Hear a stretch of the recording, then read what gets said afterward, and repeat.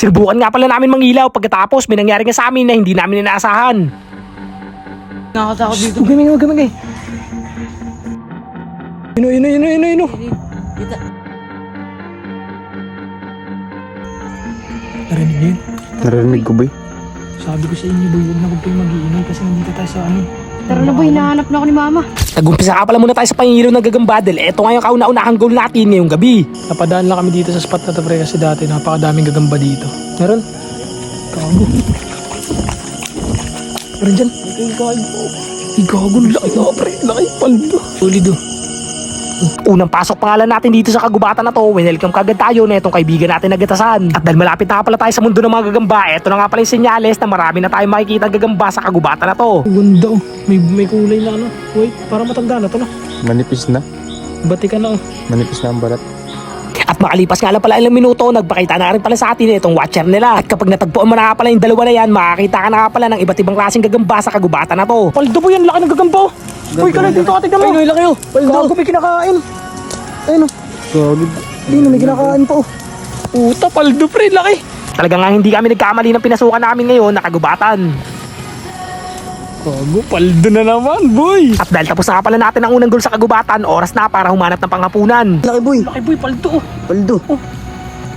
Umang to no. Umang yan.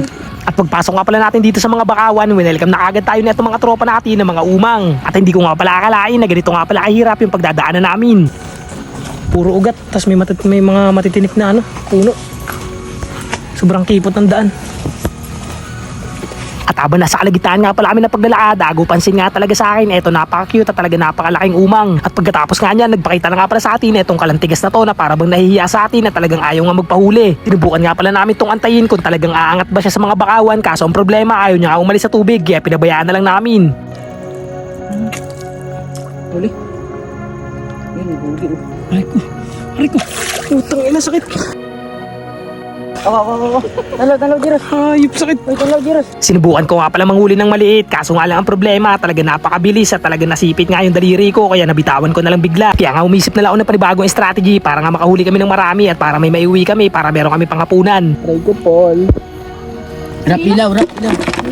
Oh, Bakit eh? uy. At habang iniipit ko nga pala dito yung isang kalantigas na nakita ko kanina, bigla na alam may dumaang ahas dito mismo sa harapan ko. Mamaya naman. Sabay ka, mami. Gago kayo yung ahas! Putang iko. Kamo?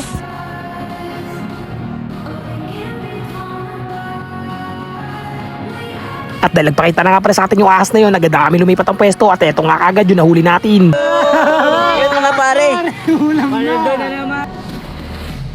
Ako boy, nakakatakot dito. Huwag kami. Tara boy, nakakatakot dito. Tara, bilisan Gago, natin. nakakatakot ano yan? Kung inabilisan natin, boy. Ayun o. Ano kaya yun?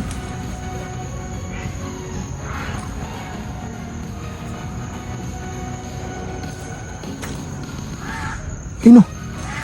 Kaya yun. Lakas na. Ang lakas.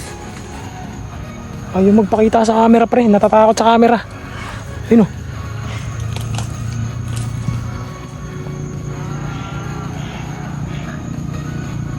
Ayun o. Kita. Ayun o, yun. Huli. Shhh, bingi. Narinig niyo yun? Narinig ko, boy. Sabi ko sa inyo, boy, huwag na huwag kayong mag-iingay kasi nandito tayo sa ano. Tara na boy, hinahanap na ako ni mama. Ayun o. Tara na.